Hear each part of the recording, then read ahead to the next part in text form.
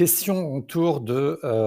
questions sont nombreuses autour de la culture client. Il y a pas mal de questions d'imprécision, d'amalgame autour. Merci Laurence de ce feedback. Merci Marine également. On rencontre en fait pas mal de monde autour de la relation client, mais plus globalement aussi des dirigeants en charge de soit de l'expérience client, soit d'entreprises en fait dans le B2B, qui se posent des questions sur et finalement c'est quoi la culture client, avec un certain nombre de croyances et d'étiquettes qui sont mises autour de la culture client. Soit on considère en fait que il suffit d'avoir un bon CRM, soit un bon service client, soit un bon SAV, soit aussi croyance limitante qu'il suffit d'avoir des bons produits et des bons services pour avoir une bonne culture client. Tout ça est en partie vrai et en partie très, très limité, puisque la culture client, en fait, c'est beaucoup plus que ça. Il y a une nécessité de transversalité, en fait, sur la partie culture client, comme sur l'expérience client. Et on va voir, en fait, en quoi les deux concepts sont différents, puisque aussi il y a confusion souvent entre la culture client et l'expérience client. Donc nous allons voir tout ça. Il faut savoir, d'un processus qui n'est pas si simple que ça, la culture client. Ça nécessite souvent une transformation dans pas mal de structures, puisque c'est des actes, des comportements, des rituels.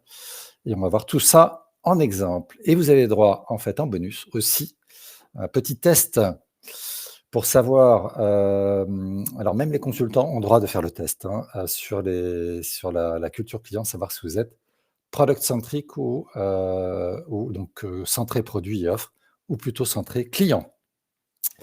Qui suis-je?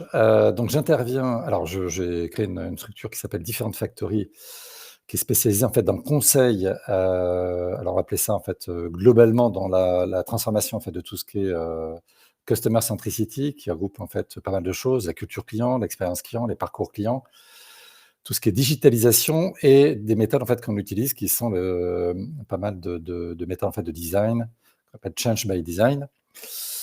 Voilà, et j'étais auparavant en fait dans les grandes entreprises, SFR, Disney, pour ne pas les citer. Aujourd'hui, donc j'interviens en tant qu'intervenant pour CSL Benchmark, et j'interviens sur les questions de culture client et de expérience et parcours client, donc deux formations distinctes. Un petit sondage. Alors attends, on n'a pas vu le sondage, Camille, on n'a pas vu la question, je n'ai pas posé. La question c'est, à votre avis, quelle est votre maturité sur la culture client? Première réponse possible, débutant. Deuxième réponse possible, c'est en transition, en transformation. Et la dernière réponse possible, on a fait simple, c'est je considère que je suis leader en termes d'expérience, en termes de culture client, je vais y arriver. Ouais, moi-même, je fais la confusion. Débutant, en transition ou leader? Tac, tac, tac, tac. Tout ça, ça apparaît sur l'écran. Il suffit de cliquer pour voter et on va voir en fait la réponse. Vous êtes 80% exactement à avoir répondu. Comme il n'y a pas des millions de personnes, on va voir les réponses incessamment sous peu. Tout le monde doit répondre. Vous êtes contraint de répondre. On va partager. On partage les résultats. Alors, les résultats, c'est... Ah oui, je n'ai pas vu. Donc, 50% débutants, 17% en transition et leader, 17%. On a un équilibre entre transition et leader. Donc, nous allons demander au leader d'intervenir à ma place. Donc, il y a au moins une personne qui se considère comme leader, donc il vient là peut-être pour être sûr qu'il n'ait rien oublié. Aujourd'hui. L'agenda d'aujourd'hui, c'est quoi? Premièrement, comment différencier, la question mérite d'être posée, comment différencier culture et expérience client? C'est souvent confondu.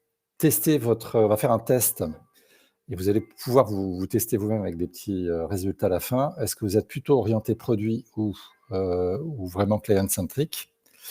On va venir sur cette notion de comprendre les stades de maturité d'une culture client efficace.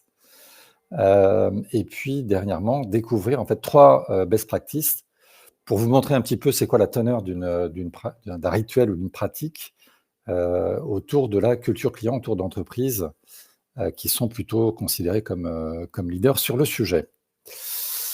N'hésitez pas à poser des questions. Vous avez, Camille qui vous incite à poser des questions et on verra les questions, alors soit en cours de route, soit à la fin, mais plutôt à la fin.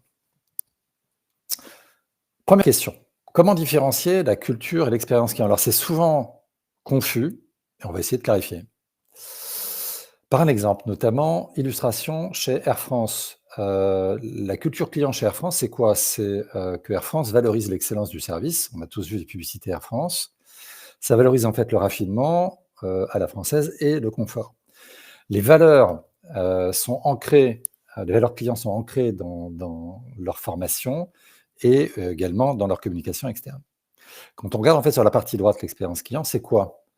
Bah, sur les vols long courrier, l'expérience client, ça va être le ressenti des clients premium qui apprécient souvent la qualité du service, le confort des cabines, la largeur des cabines, la cuisine, etc.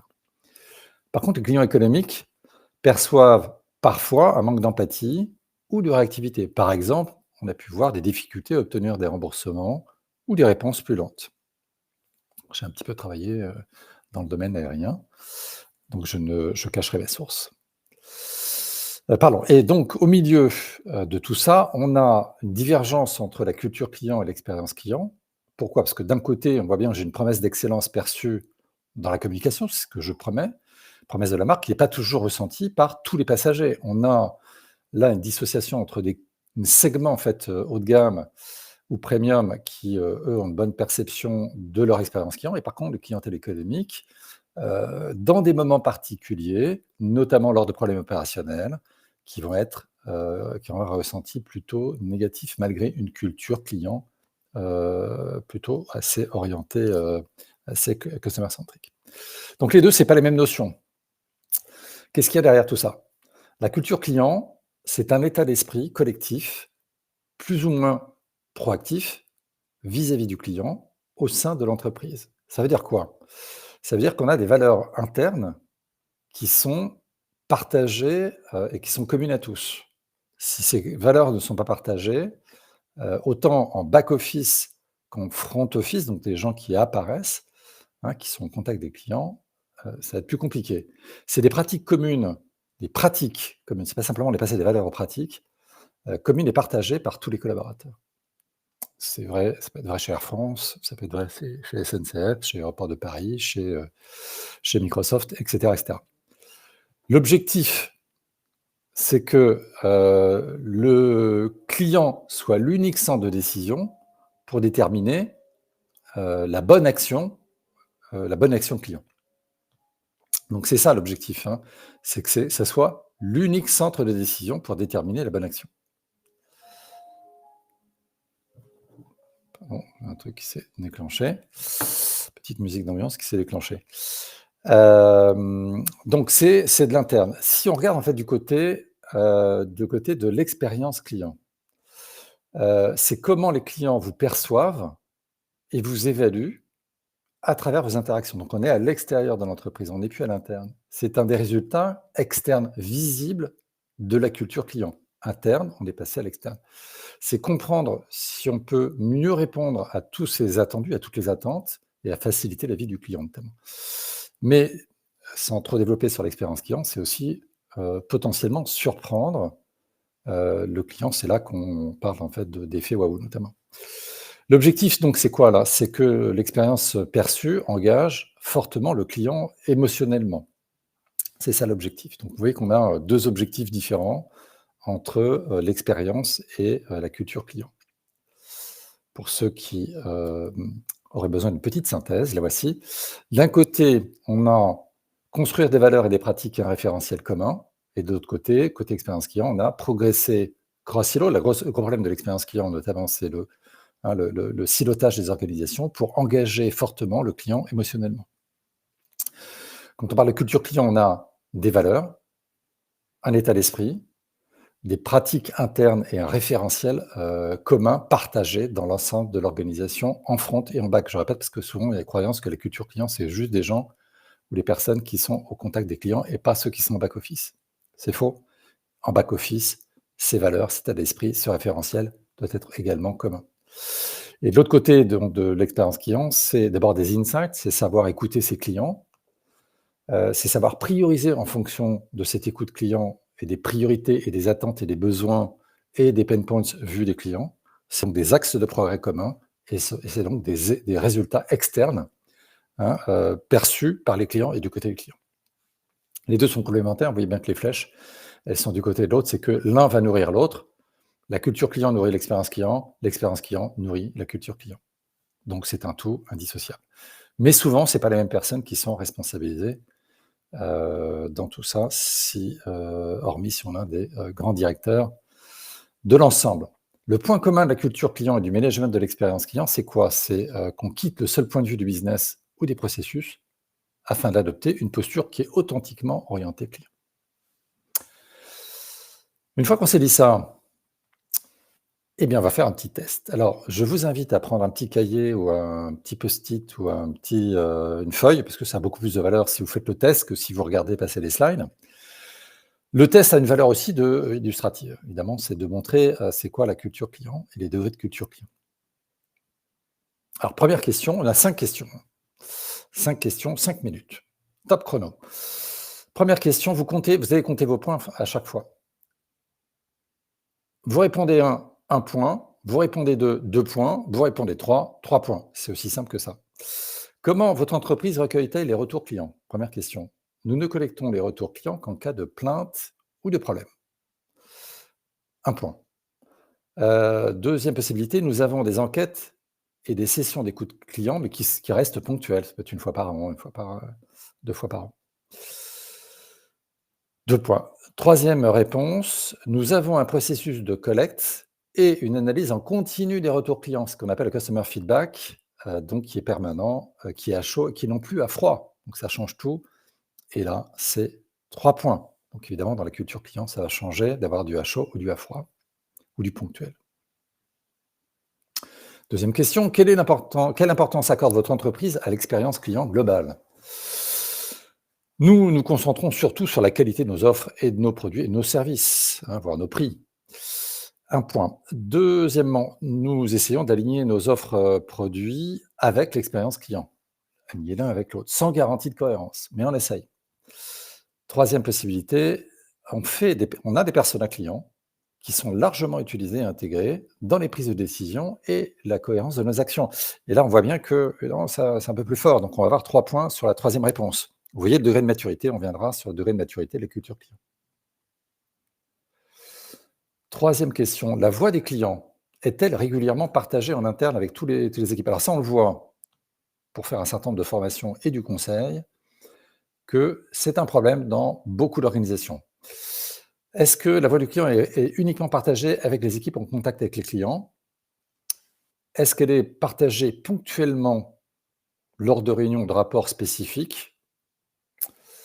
Ou alors, troisièmement, les retours clients sont régulièrement diffusés via des outils, accessibles évidemment, dans l'organisation, et non pas sur certaines personnes, dans des réunions, dans des newsletters, avec des plans d'action concertés sur la mise en œuvre. Et ça change tout, évidemment. La dernière possibilité va changer la culture client, 3 points. Pardon. Quatrième question, par quelle méthode les innovations dans votre entreprise sont-elles guidées? Premièrement, les innovations sont dictées par les opportunités. Deuxièmement, nous considérons parfois les retours clients pour guider les développements futurs, parfois. Troisième possibilité et scénario, les innovations sont systématiquement inspirées par des besoins et des attentes identifiées, souvent co-construites avec les clients. Évidemment, ça a tout changé. Cette culture client-là, de co-construire avec les clients, va tout changer. La dernière question, donc 3 points pour la dernière. 1, 2, 3, donc selon vos réponses. Dernière question. Alors évidemment, c'est un sondage, c'est une manière d'évaluer très très rapide. On pourra aller plus loin. On est dans le cadre d'un webinaire. Les processus internes sont-ils adaptés aux besoins des clients? Premier scénario, nos processus sont principalement conçus pour notre efficacité interne. On voit ça dans plein de domaines, dans l'industriel, dans tous les secteurs un peu contraints, contris, que sont l'assurance, et cetera, ou avec beaucoup de contraintes légales. Nos processus sont issus d'un mix entre nos contraintes techniques et nos ressources et les besoins et les ressentis clients. Donc, on est un petit peu au milieu. Et troisièmement, l'expérience attendue de nos clients déterminant majeur la conception de tous nos processus. C'est-à-dire qu'on revoit nos processus à l'aune de ce que nous disent nos clients. On fluidifie, on utilise en fait de plus en plus de nouvelles technologies, etc. Donc 1, 2, 3 points. Comptez vos points. Question 1, 2, 3, 4, 5. Évidemment, le maximum sera 15. J'espère que vous n'êtes pas au minimum. Entre 5 et 8 points, votre entreprise est centrée sur les produits et les processus principalement. Vous pourriez gagner en fait à adopter une approche plus orientée client pour optimiser leur engagement. Et donc, vous avez une marge de progrès. Si vous êtes entre 10 et 12, vous intégrez progressivement, vous avez commencé à intégrer, mais vous avez intérêt à renforcer cette dynamique, évidemment, pour qu'elle devienne un vrai levier de croissance. C'est intéressant d'avoir, oui, je vois un commentaire de Thomas, c'est intéressant d'avoir évoqué la SNCF, car il y a peu, on ne parlait pas de clients, mais de voyageurs. Alors, j'ai connu ça sur une expérience Aéroport de Paris. On parlait d'usagers. Donc, je connais le problème. Et tout le problème, c'était de parler de clients pour du B2C et non pas de compagnie aérienne. 13 à 14 points. Bravo, votre entreprise est sur la destination des leaders centrés clients. Alors, si vous avez 15 sur 15, vous pouvez sortir immédiatement de cette salle, vous savez tout. Je rigole, bien sûr, vous pouvez rester pour la suite, puisque nous allons voir les phases de maturité de la culture client. Oui, c'est clair, c'est clair. On parle dans certaines organisations, on a du mal à parler de clients ou de culture client d'ailleurs tout court, ou même d'expérience client. Alors, il faut savoir que la culture client est peut-être un peu plus accessible comme notion que l'expérience client qui peut paraître un petit peu une notion pour des grosses boîtes. 3 stades de maturité. Soit vous êtes orienté offre de produits. Alors, dans la formation que nous avons conçue, on va un peu plus loin sur ces notions-là. L'entreprise excelle dans ses produits, dans ses offres, mais ne parvient pas à engager ses clients émotionnellement. On voit ça beaucoup dans le B2B, dans le secteur industriel. On travaille dans ces secteurs-là. Et c'est très centré produit, avec des commerciaux très centrés discours produit. Mais pas que. On a aussi dans des grosses organisations très centrées compétitives qui sont uniquement là-dessus. Culture client réactive. L'entreprise a une forte réactivité client, SAV, service client. Je suis très réactif quand je réagis. J'ai une machine qui tombe en panne, je suis capable d'intervenir. Je vends des logiciels, je suis capable d'intervenir. Mais les insights clients font peu progresser les offres et les parcours et très peu les interactions en proactif. Et le dernier stade, évidemment, c'est plus ultime, c'est la culture client et collaborateur qui est proactive. Donc, la proactivité, ça ne s'invente pas. L'entreprise a une posture client qui est très proactive. Elle co-construit avec ses clients pour dépasser leurs attentes. On n'est plus dans la réaction et la réponse aux attentes. Les collaborateurs sont collectivement responsabilisés et engagés dans des missions clients. Et là, ça peut aller avec des outils maintenant qui peuvent aller très très loin dans la diffusion de la culture client en interne avec des KPI sur l'engagement, etc., des collaborateurs. Donc ça ne s'invente pas. On va voir maintenant 3 best practices actionnables pour libérer votre culture client. Ça donne un petit peu le goût de ce qui est fait dans les organisations et de ce que vous pouvez faire aussi dans des organisations sur la culture client. C'est pas juste en fait des formations sur la culture client, c'est des formations pour vous dire en fait ce qu'il faut faire et à quel point en fait il y a effectivement un champ très large et une nécessité de transversalité. Un premier levier qu'on peut utiliser, c'est la reconnaissance et la valorisation des succès. C'est rarement fait et quand c'est fait, ça veut dire que vous avez passé quand même un certain stade. L'objectif, c'est de lancer une initiative de reconnaissance des initiatives clients. Alors, c'est un peu le résultat final. On ne peut pas avoir une reconnaissance de ce qui est fait si à un moment, on n'a pas lancé une démarche et qu'il n'y a pas eu un point de départ. C'est mettre en lumière des succès inspirants. C'est renforcer l'engagement, notamment des équipes. Et une bonne pratique que l'on peut mentionner, c'est celle de Leroy Merlin. Ils ont par exemple des trophées de l'expérience, client. On n'appelle pas ça trophée de la culture client, mais c'est de la culture client de faire des trophées de l'expérience client. Avec une cérémonie annuelle où tous les employés sont récompensés pour des initiatives ayant eu un impact positif sur les clients. Alors, on a tous eu des expériences, souvent ça une grosse réaction en fait quand on est en formation sur chacun a eu son expérience Leroy Merlin.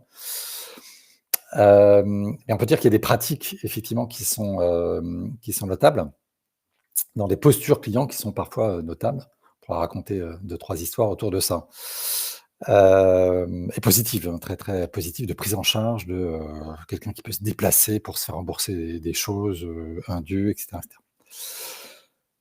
Il peut y avoir aussi des créations d'animations murales, hein, donc murales, pas l'outil, mais sur des murs de l'entreprise, qui peut être physique ou digital. On crée en fait des espaces de partage, sur des histoires clients, hein. C'est aussi une pratique, c'est ce qu'on appelle le storytelling client.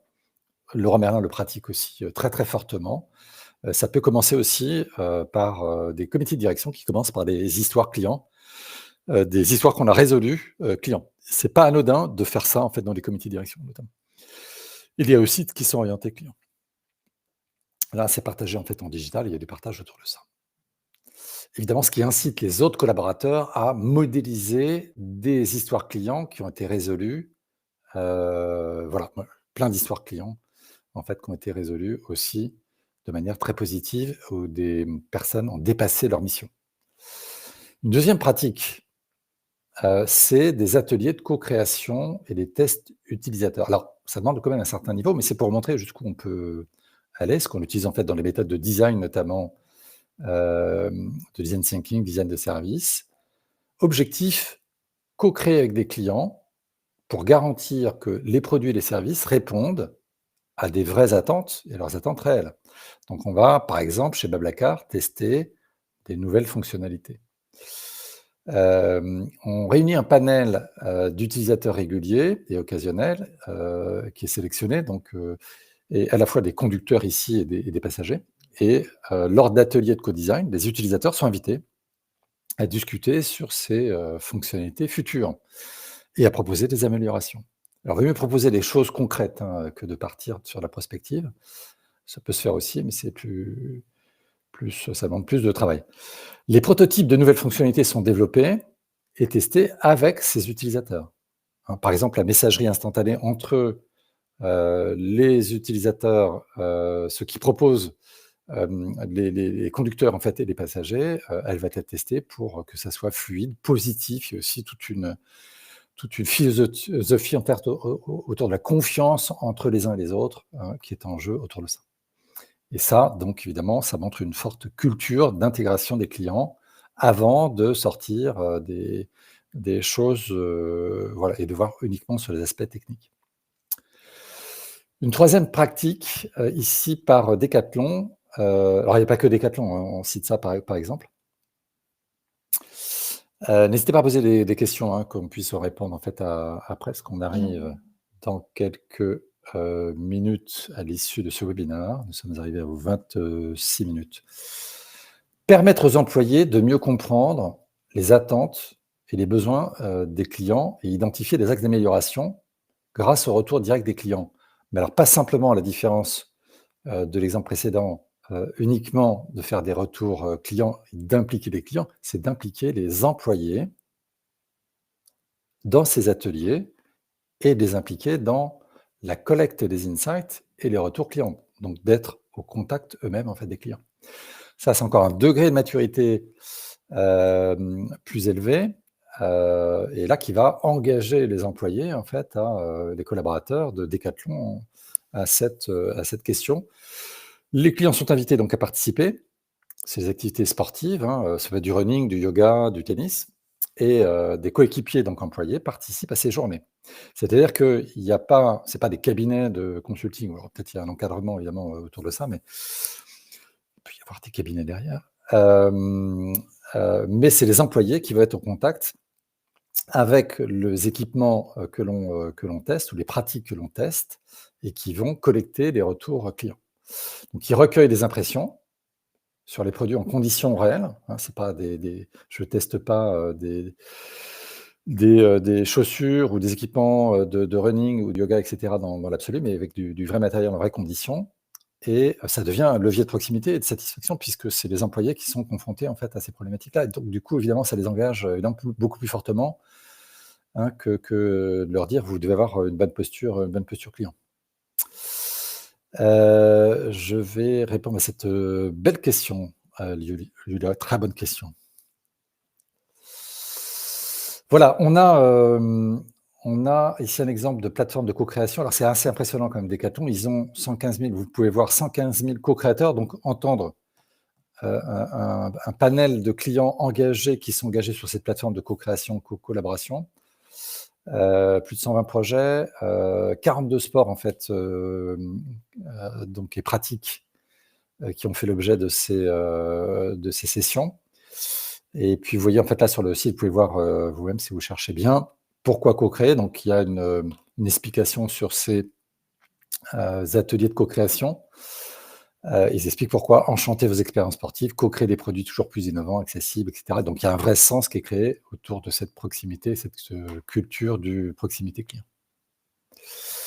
Et quelques produits qui ont été, fabriqués. S'il y en a qui ont des enfants dans cette salle, certains peut-être les vélos Ellops qui ont été co-créés. Robe de randonnée, j'ai découvert avec ce webinaire, cet exemple-là que je ne connaissais pas. Donc, en général, c'est plutôt des shorts et des pantalons.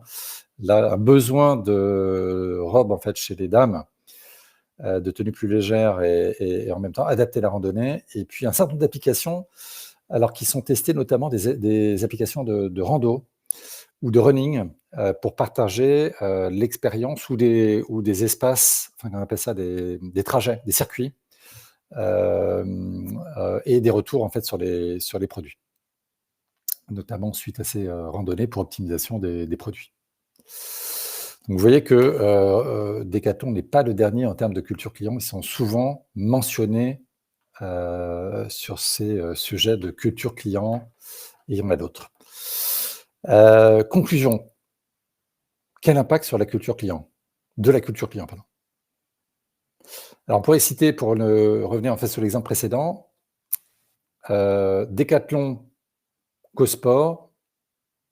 Regardez en fait ce qui s'est passé chez Decathlon en termes de succès, commerciaux qu'ils ont eus. Regardez ce qui se passe aujourd'hui chez Go-Sport, hein, ils sont en voie de disparition s'ils ne sont pas complètement disparus sur le même créneau, avec des surfaces qui étaient, équivalentes. Donc le succès se mesure aussi avec, parfois la porte de sortie, hein, sur la différence sur les mêmes marchés. Pour être rationnel, une étude de McKinsey sur le sujet de 2023, révèle que les entreprises ayant une forte culture client affichent, ça a un impact sur le renforcement de l'image de marque, évidemment. Ça, c'est des baromètres quanti qui le disent. Il y a une différenciation, là aussi, c'est des baromètres quanti qui le disent, c'est, est-ce que, je me différencie, de mes concurrents?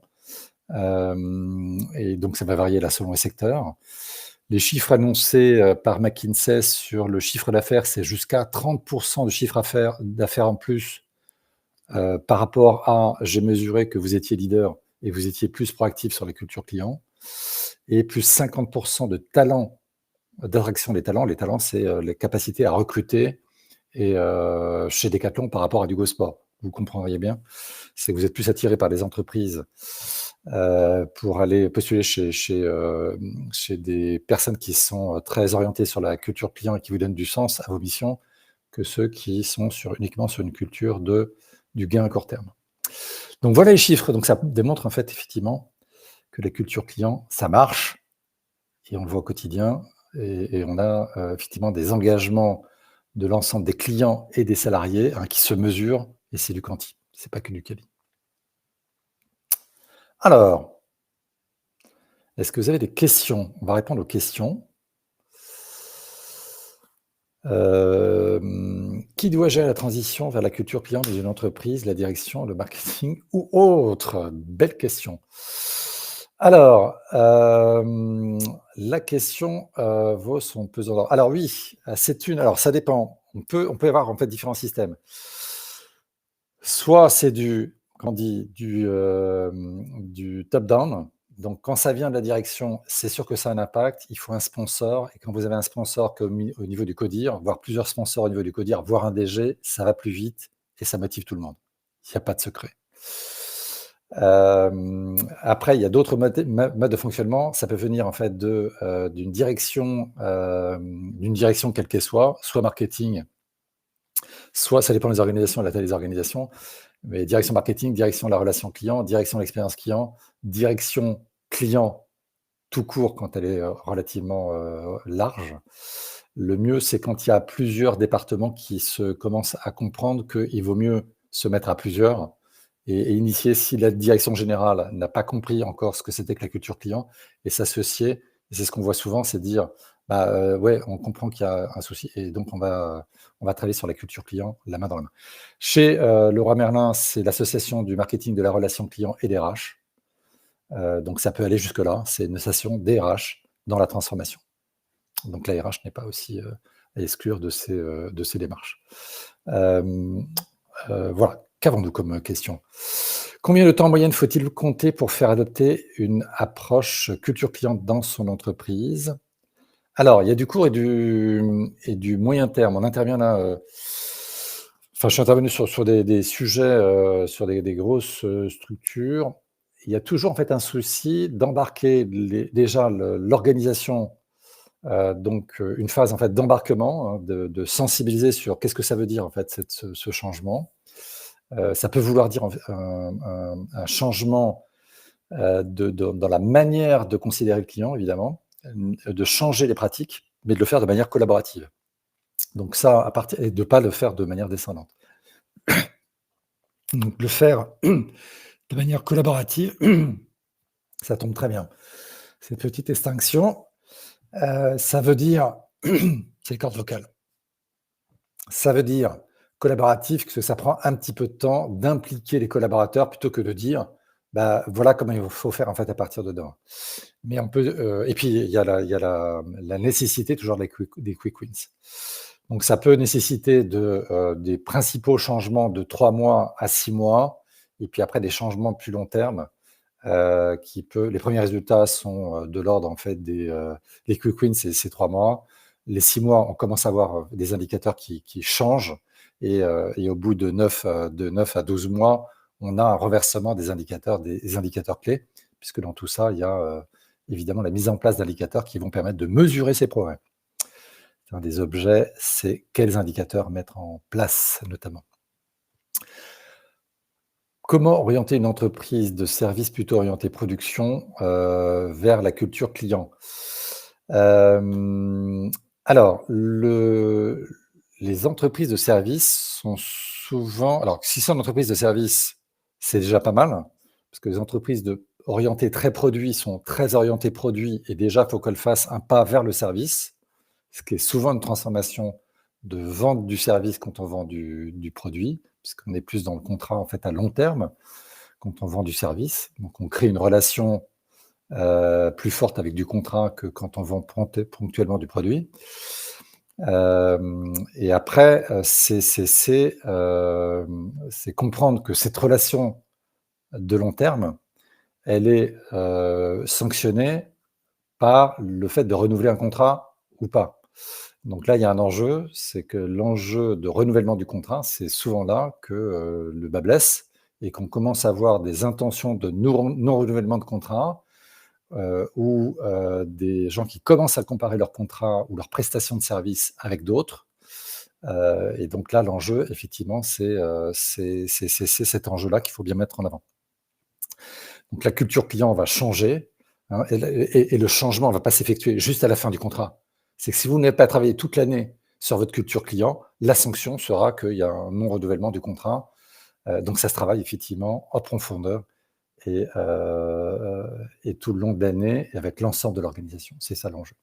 Et l'enjeu, c'est évidemment, donc cette notion de renouvellement contractuel et d'extension des contrats, donc c'est du cross et de l'upsell. Voilà, j'espère qu'on a répondu à toutes, votre questions.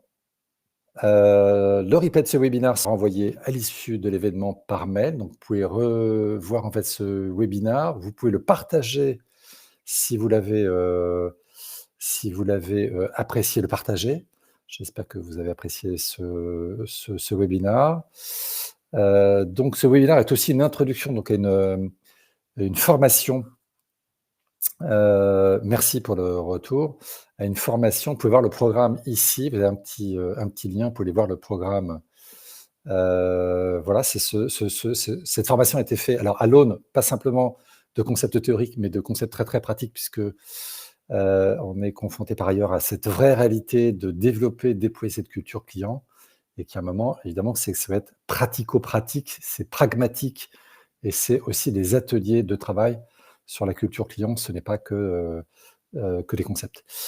Voilà, à bientôt. À bientôt. Bonne mise en place de la culture client. Et puis alors, si vous avez des résultats en fait qui étaient plutôt en dessous de 10, voilà, vous avez des marges de progrès et vous le savez maintenant. Enfin, je crois que vous le saviez avant, mais maintenant vous le savez encore plus. À bientôt et puis bonne mise en route. À très bientôt. Au revoir. Merci.